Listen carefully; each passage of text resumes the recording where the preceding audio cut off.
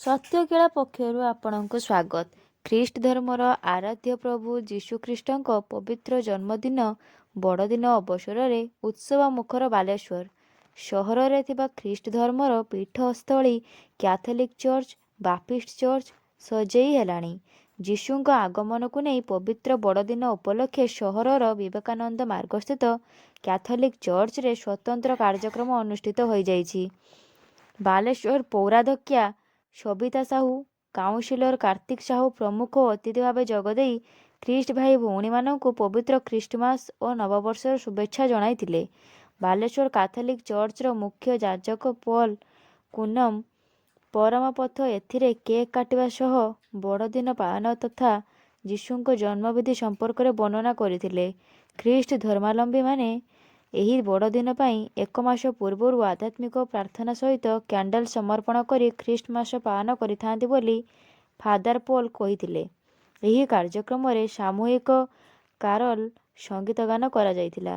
ଏହି ଅବସରରେ Catholic church ପରିସରରୁ ଖ୍ରୀଷ୍ଟଧର୍ମୀ ଯୁବକ ଯୁବତୀଙ୍କୁ ନେଇ ଏକ ମୋଟର ସାଇକେଲ ଶୋଭାଯାତ୍ରାରେ ବାହାରି ସହର ପରିକ୍ରମା ସହ ସହରବାସୀଙ୍କୁ ପବିତ୍ର ଖ୍ରୀଷ୍ଟମାସର ଶୁଭେଚ୍ଛା ପ୍ରଦାନ କରାଯାଇଥିଲା। ତେବେ 24 ତାରିଖ ମଧ୍ୟରାତ୍ରିରେ ବାଲେଶ୍ୱର କାଥୋଲିକ୍ ଚର୍ଚ୍ଚରେ ବିଶେଷ ରୀତିକାନ୍ତି ତଥା ପ୍ରାର୍ଥନା ସମ୍ପାଦନ ହେବ ବୋଲି ଚର୍ଚ୍ଚ ପକ୍ଷରୁ ସୂଚନା ଦିଆଯାଇଛି। ଧନ୍ୟବାଦ। ତ ଆମେ ଏହି 23 ତାରିଖରେ ବଡ଼ଦିନର 2 ଦିନ ପୂର୍ବେ ଆମେ ଏଠି ପ୍ରେସ୍ ମିଟ୍ କରେ, କାରଣ ପ୍ରଭୁ ଯୀଶୁ ଖ୍ରୀଷ୍ଟଙ୍କର ଜନ୍ମରେ ଆମେ ସମସ୍ତେ ଖୁସି।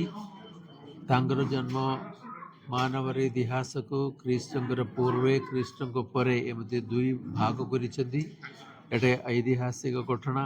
ସେ ଘଟଣାକୁ ନେଇ ଆମେ ପ୍ରତିବର୍ଷ ତାଙ୍କର ଜନ୍ମୋତ୍ସବ ପାଳନ କରେ। ଯେମିତି ଜନ୍ମଦିନ ସମସ୍ତଙ୍କ ପାଇଁ ପ୍ରିୟ, ସେହିଭଳି ଆମର ଈଶ୍ୱରଙ୍କର ଜନ୍ମ ମଧ୍ୟ ଆମ ସମସ୍ତଙ୍କ ପାଇଁ ଅତି ଆନନ୍ଦର ଏବଂ ଖୁସିର ସମୟ।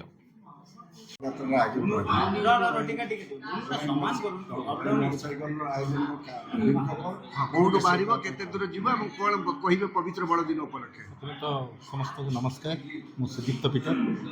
ପ୍ରତିବର୍ଷ ଭଳି ଆଜି ଏଇ 23 ଡିସେମ୍ବର ଦିନ ସନ୍ଧ୍ୟା କାଳରେ ଆମ ବାଲେଶ୍ୱର କ୍ୟାଥୋଲିକ୍ ଚର୍ଚ୍ଚ ମଣ୍ଡଳୀର ସମସ୍ତ ଫାଦର ସିଷ୍ଟର ଏବଂ ଆମର ଅତିଥି ଏବଂ ଆମର ମଣ୍ଡଳୀବାସୀ ଏଇ ବଡ଼ଦିନ ଉଦ୍ଦେଶ୍ୟରେ ଏକ ୱେଲକମ୍ ଖ୍ରୀଷ୍ଟମାସ ପ୍ରୋଗ୍ରାମ ଆମର ଆୟୋଜନ ହେଉଛି ଏବଂ ଏହି ପ୍ରୋଗ୍ରାମର ଉଦ୍ଦେଶ୍ୟ ରହୁଛି ଆମେ ବାଲେଶ୍ୱରବାସୀଙ୍କୁ ଆମେ ସମସ୍ତେ ଏହି ପବିତ୍ର ବଡ଼ଦିନର ଶୁଭେଚ୍ଛା ବାର୍ତ୍ତା ବାଣ୍ଟିବା ପାଇଁ ଏକ ବାଇକ୍ ଶୋଭାଯାତ୍ରା ଆମେ ଆରମ୍ଭ କରୁଛୁ।